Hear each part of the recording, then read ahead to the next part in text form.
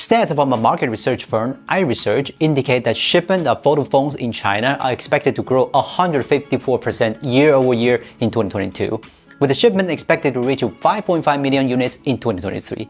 Given the overall downturn in smartphone market, we believe that foldable phones are emerging as a new growth area, and they are actually becoming more and more practical. The VIVO X Fold series is one of my favorite foldable lines since we did see some interesting features exclusive for foldable models on them. Well, the latest flagship, VIVO X Fold 2, still has unique advantages over the competition. We got the red variant, thankfully, which is my favorite color variant in the series. On this VIVO X Fold 2, the dark red is pretty charming, and the design here even makes the classical flavor even stronger. This time, the back cover is made of two different materials. The right quarter is made of glass with a pattern similar to traditional Chinese ink painting and also looks like a burning flame.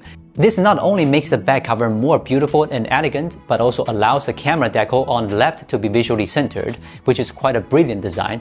But as a foldable model, its rear camera module really produces a lot. To visually not ruin the unity of the back, VIVO gives the module a stepped design, and the base ring is also given a texture sculpted to resemble a camera lens. There are triple lenses on X Fold 2. The 5x telephoto lens we saw on the previous X Fold Plus has been removed and replaced by a ring-shaped field light. Here are the exact figures of the dimensions of VIVO X Fold 2. We don't really feel the difference in the thickness, which claims a 1mm reduction here.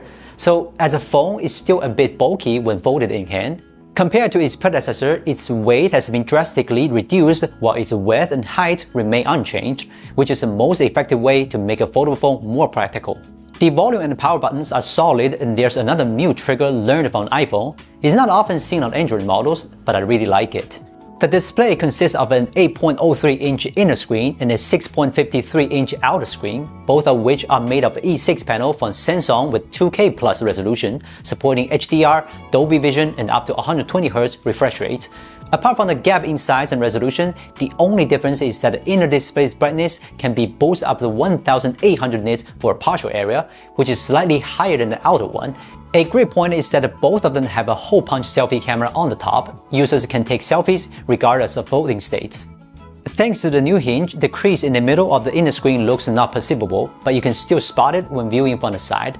Thankfully, we wouldn't use the phone in that way, but I can still feel it with my fingers across the screen. The ultrasonic fingerprint reader has always been one of the most unique selling points of VIVO's flagship models, and on the VIVO X Fold 2, we could double pleasure of the best unlocking experience, both on the inner and outer screens. It removes the dilemma we had with the foldable models. Now you can easily unlock the phone regardless of the folded states. How to bring the best camera to a foldable phone is probably a biggest challenge for all brands, as there isn't enough space here for them to cram a super sensor like the IMX989 or periscope telephoto lens. But sensor size doesn't dictate everything about photography. In most scenarios, the coating on the lenses and the camera system is more important for post-processing of photos. From these samples, we can see that X Fold 2 photos have very nice color and excellent dynamic range, although it can get a more impressive bokeh effect and photos have been unpleasant noise in low light.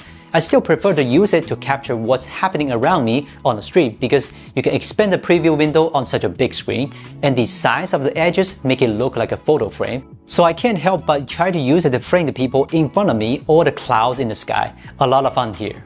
The new dock is one of my favorite features. You can call out any app by long pressing the bottom of the screen. With this dock, you can switch between different apps as fast as using a tablet, and you can also drag these icons to create a split window multitasking or floating window. I think their next step should be to break down the barriers to exchanging resources between apps. For example, I could be browsing social networks and chatting with my friends via split window multitasking, and I should be able to drag text, images, or even videos from one window to a text box in another.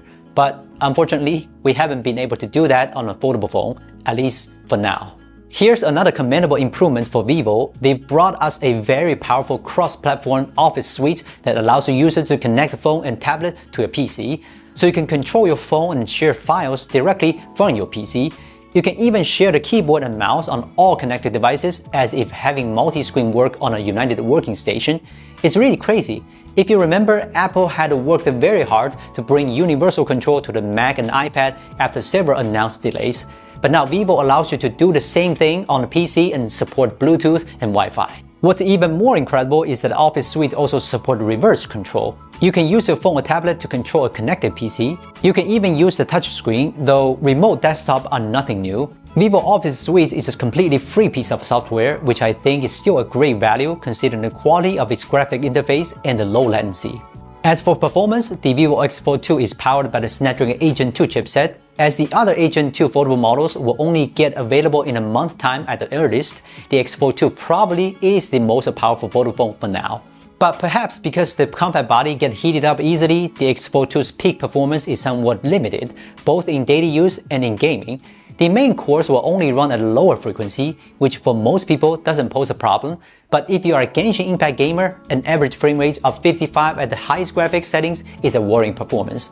So I would more recommend the iQOO series for gaming, and I hope VIVO can further unlock the performance of the X Fold 2 via OTA, as I found that the heavy graphic loading with the phone unfolded didn't make the body get very hot.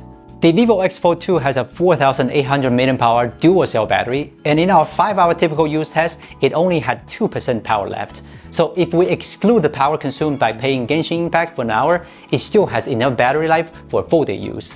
The 120-watt wireless charge still has a significant lead over the competition, as you can charge it over 50% in just 10 minutes, and a full charge takes less than 30 minutes. Another surprise is that it also supports up to 50-watt wireless charging.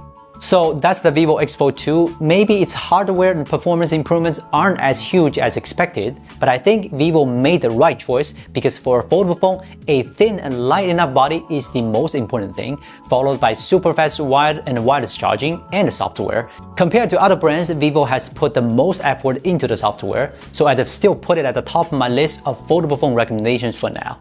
So that's it for today. Thank you for watching. I'm Will from Gizmochina. See you next time.